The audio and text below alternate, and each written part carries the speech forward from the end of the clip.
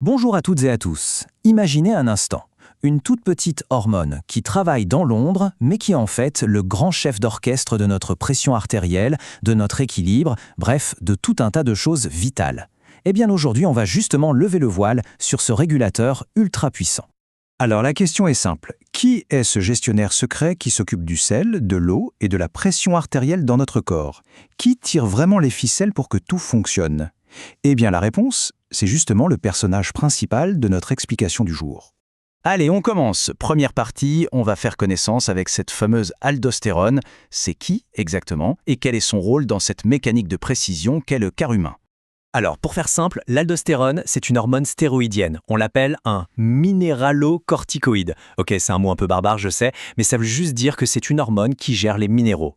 Et ce n'est pas n'importe laquelle, non, c'est la plus puissante de sa catégorie. Sa mission, si elle l'accepte, gérer l'équilibre entre le sodium et le potassium. Un rôle absolument clé. Et pourquoi c'est si important tout ça? Eh bien parce que son job, c'est de réguler deux trucs essentiels, la pression artérielle et l'équilibre de nos électrolytes.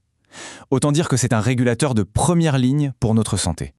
Ok, maintenant qu'on sait qui elle est et ce qu'elle fait, la question logique c'est d'où vient-elle?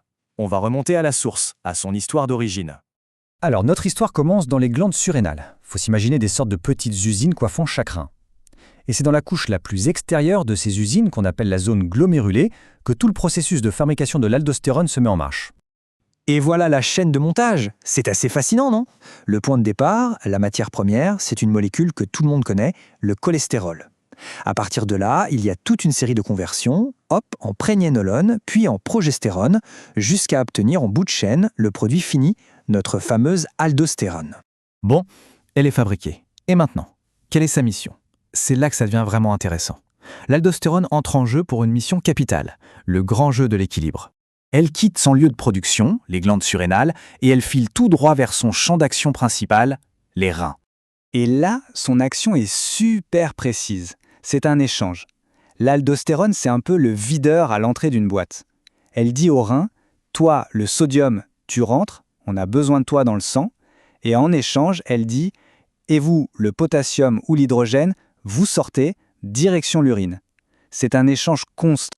Et ça entraîne une conséquence immédiate. Il y a une règle d'or en biologie, toute simple, l'eau suit le sel. Donc, en faisant rentrer le sodium dans le sang, qu'est-ce qui se passe? L'eau suit le mouvement, comme un aimant.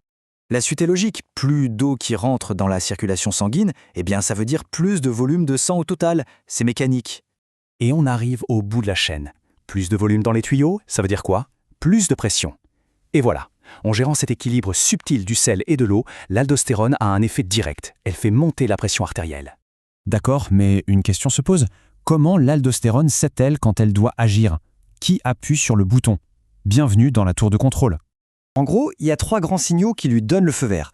Le chef d'orchestre principal, c'est un système un peu complexe qui s'appelle le système rénine-angiotensine.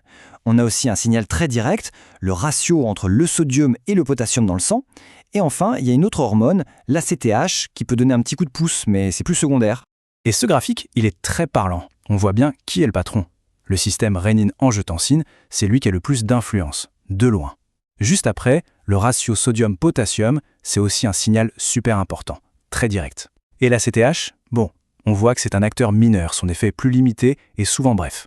Pour faire simple, imaginez une alarme. Dès que le corps détecte que la pression artérielle ou le volume sanguin baisse un peu trop, l'alarme se déclenche. C'est le système rénine-angiotensine qui s'active et qui envoie un message urgent. Hey, envoyez l'aldostérone, il faut faire remonter la pression. On arrive à la fin de notre histoire. On a vu sa naissance, sa mission. Maintenant, voyons son cycle de vie. Comment elle voyage et, surtout, comment sa mission prend fin. Alors, chaque jour, le corps en produit entre 100 et 200 microgrammes. Je ne sais pas si on se rend bien compte, mais un microgramme, c'est 1/1000e de gramme. C'est minuscule, c'est de la poussière. Et pourtant, cette quantité infime a un impact, mais absolument colossal, sur tout l'organisme. C'est ça qui est fou. Une fois dans le sang, elle ne prend pas le bus toute seule. La plupart du temps, elle s'accroche à des protéines de transport, comme l'albumine, un peu comme un taxi. Mais, et c'est un détail important, la liaison est assez lâche. Ça lui permet de descendre du taxi très vite, dès qu'elle arrive à destination, pour pouvoir agir sans perdre de temps. Et regardez ça, 40 minutes. C'est sa demi-vie. Qu'est-ce que ça veut dire? Ça veut dire qu'en 40 minutes, la moitié de la quantité qui a été libérée a déjà disparu. Son action est donc comme un flash. super puissante, mais très courte. Et c'est ça qui est génial, parce que ça permet au corps de réguler la pression de manière ultra précise, minute par minute. Et après sa mission, que devient-elle? Direction le centre de recyclage principal, le foie. Le foie la prend, la décompose et la transforme en quelque chose que le corps peut facilement éliminer. Une fois transformée, elle est prête à être évacuée, principalement via l'urine, grâce au travail des reins. La boucle est bouclée. Et on boucle la boucle. Cette phrase résume tout. Comprendre comment cette hormone est régulée, c'est vraiment la clé pour comprendre pourquoi certaines personnes souffrent d'hypertension artérielle. Ce n'est pas juste de la théorie, c'est au cœur de la pratique médicale.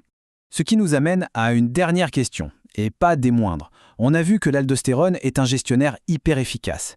Mais que se passe-t-il quand ce gestionnaire déraille, s'il se met à en produire beaucoup trop, ou au contraire pas assez? Quelles sont les conséquences pour l'organisme quand la machine s'emballe? C'est une question qui ouvre tout un champ de la pathologie et de la médecine.